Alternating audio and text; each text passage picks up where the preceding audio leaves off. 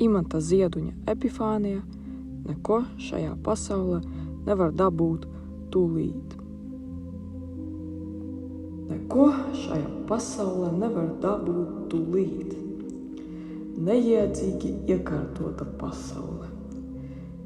Neiekārtota pasaule. Pagaidi, saka. Pagaidi. Gaidu ilgi un smagi. Gaidu trolejbusa parādīšanos. Gaidu, ka var kartupeļi izvarīsies. Gaidu, ka tikšu debesīs. Bet nelaiž, saka. Pagaidi, tev vēl mūžs jānodzīvo. Pasaulē dzīvo viena gaidīšana un vienā mudināšana uz gaidīšanu. Māte gaida bērnu, skūķis gaida mīlestību, nopelniem bagātais gaida ordenī, moceklis gaida atpestīšanu.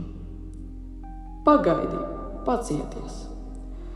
Un, kad tu cieties, tad apstājas laiks un kļūst gaidīšana. Katrs laika mirklis kļūst laisks, īnerts dūļa.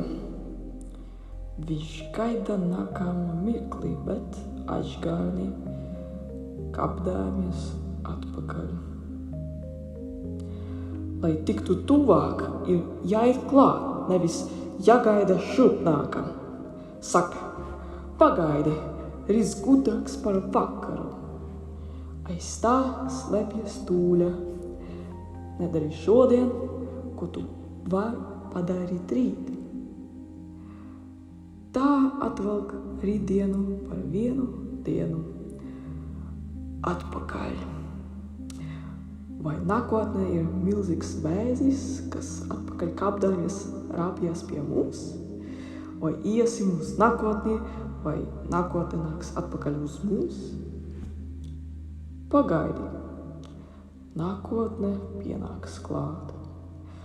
Pagaidi, kad vārti skries ķert futboļbumbu un mērķis nāks šurp lodī diedeļdāms.